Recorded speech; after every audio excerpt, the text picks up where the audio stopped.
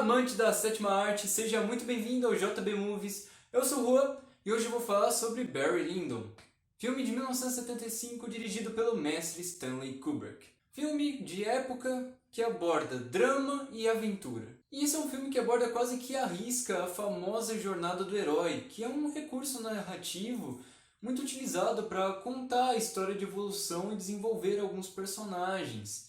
E quando você conhece a jornada do herói, você acaba notando o quanto ela foi já aplicada em inúmeras obras que você conhece. Alguns exemplos que eu posso dar que é muito fácil de se identificar a jornada do herói, são obras muito conhecidas, é a jornada do Luke Skywalker em Star Wars Uma Nova Esperança e a jornada do Neo em Matrix. Além de Barry Lyndon, é claro, que também segue bem à risca a estrutura da jornada do herói. Mas do que ela se consiste? Basicamente, ela é uma espécie de guia para você desenvolver o seu personagem. Onde no começo dela ele está na sua zona de conforto, ele é alguém, está vivendo da sua maneira, sem problema algum. Então ele recebe algum chamado para uma aventura. Normalmente o próximo estágio é a negação, ele evita, mas alguma coisa acontece e impulsiona ele para embarcar nessa jornada. Nessa jornada ele sai da sua zona de conforto, encara desafios, descobre quais são seus aliados e seus inimigos, traça o seu objetivo, surge o seu desafio, logo depois o clímax, que é a resolução, e então o fim, com o personagem totalmente transformado e novo, numa nova zona de conforto, mas totalmente diferente. E toda essa jornada está brilhantemente presente aqui em Barry Lyndon de várias maneiras. O personagem do Barry é completamente mudado, ele no começo do filme e no fim são personagens completamente diferentes. Tanto no nome, que inicia como Redmond Barry, então com o passar do tempo e da história, ele acaba se tornando então o Barry Lyndon. E toda essa transformação é muito bem conduzida por uma série de fatores que, na minha opinião, funcionaram muito bem. Primeiro, o roteiro, que foi muito bem escrito, com várias nuances, tornando o Barry Lyndon um personagem cheio de camadas. Outro fator é a direção de Stanley Kubrick, que, como sempre, está excelente. E o outro fator é a genial atuação do Ryan O'Neal, que conseguiu captar muito bem as nuances e as transformações do personagem ao longo do tempo. Já falando de atuação, a Marisa Barrison também está excelente como Lady Lyndon, conseguindo também transparecer muito bem toda a sua emotividade, a sua delicadeza, que contrasta com as mudanças de humor do Barry. Como é um filme que depende muito dos seus personagens, a maneira dos dois de passar as emoções que cada um deles está sentindo para o público é primordial e os dois mandam muito bem nisso. E para complementar essa parte da emoção e também da transformação, nós contamos com inúmeros outros fatores cinematográficos. Um deles principais, um dos maiores méritos do filme, que é o figurino e a direção de arte, que é impecável. A recriação de época é inacreditável, realmente parece que o filme foi feito em 1700 e alguma coisa, não lembro exatamente quando o filme se passa. E isso é muito bom, mas não só esteticamente, mas também simbolicamente, porque no começo o Redmond Barry ali é um cara mais tranquilo, pobre, e as roupas dele também transparecem isso, não só por serem roupas de pessoas mais pobres, mas também pela falta de cor. Ele usa muito bege, um marrom bem lavado, e quando ele começa a ter a sua ascensão, as cores começam a surgir, a elegância, maquiagem.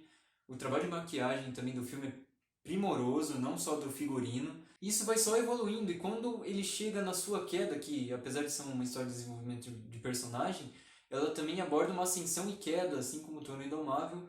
E quando ele está em queda, nós vemos novamente as cores indicando isso, com tons mais azuis, também mais pastéis, sem vidas, muito tristes. A fotografia também muda bastante. Falando em fotografia, que foi dos Oscars que esse filme ganhou, ele ganhou 4, design de produção, que é os cenários, design de figurino, que eu já mencionei, e a fotografia e a trilha sonora. Mas a fotografia, ela é belíssima, o filme realmente remete muito a quadros renascentistas da época, que foi a inspiração do Kubrick. Cada plano parece uma verdadeira pintura, uma obra de arte, e os zooms que vão distanciando, assim, que o Kubrick faz, aproximando os personagens, realmente torna os enquadramentos muito semelhantes das pinturas da época, e isso é sensacional e muito bonito.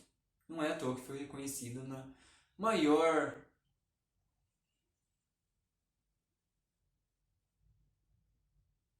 premiação de filmes do mundo. Como eu falei, os cenários também são muito bons, não só por retratar muito bem como era a vida na época, mas também por reforçar as mudanças do Barry, desde o povoado pobre dele, até os caminhos tortuosos pelos quais ele tem que passar até chegar na sua ascensão, e depois os brilhantes mansões e castelos extremamente elegantes com o qual ele passa a frequentar. Algumas coisas que as pessoas podem acabar reclamando é a duração dele, afinal ele é um filme muito longo, tem 3 horas, mas eu acho o ritmo do filme muito bom porque ele passa muito bem a impressão de passagem de tempo. Já que a gente vai acompanhar a transformação de um homem, ter total noção do tempo em que essas coisas foram acontecendo, é importantíssimo para a gente entender e não achar ideias e atitudes dele repentinas e estranhas. É uma maneira de manter a harmonia da história por mais que haja mudanças. Então, eu não acho que o filme pesa, não. Eu acho que o ritmo foi muito bem estabelecido, as cenas demoram o tempo exato que deveriam durar para a gente entender bem qual é do personagem, o que está acontecendo, o que leva ele às coisas. Aliás, tem um fator só que eu não gosto tanto no filme, que é o polêmico uso da narração em off, que sempre dá inúmeras discussões se esse recurso é bom ou não, e nesse filme eu não acho que é uma boa utilização. Embora eu reconheça que seja necessário em algumas situações para criar contexto, em outras ela é totalmente desnecessária e fica simplesmente martelando algo que a gente já está vendo. Fora que em alguns momentos ela inclusive estraga algumas surpresas, avisando antes sobre o que vai acontecer. Eu acho que algum momento ou outro ali da trama ela realmente complementa, que eu não sei muito bem como abordar o que estava acontecendo sem o uso da narração e sem usar algum diálogo expositivo antes, que poderia também prolongar a duração do filme. Na verdade, eu acho que o uso da narração foi justamente para dar uma diminuída na história, que é realmente muito grande, mas eu não posso desconsiderar isso como um fator ruim. Eu realmente não gostei do uso da narração.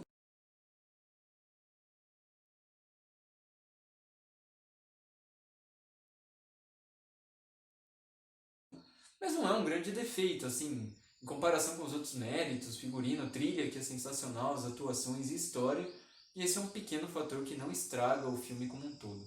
Além disso, eu comentei da fotografia, mas eu esqueci de mencionar que o Kubrick foi inovador usando iluminação à luz de velas, não só nos cenários, porque geralmente sempre tem uma luz artificial que complementa, mas não, o Kubrick realmente filmou apenas utilizando a luz do dia, a luz de velas, o que tornou a experiência ainda mais imersiva nos cenários daquela época e que com certeza contribuíram muito para que ele tivesse seu trabalho reconhecido nas premiações. Então é isso, um filme longo com uma excelente transformação de personagem, com a brilhante direção do mestre.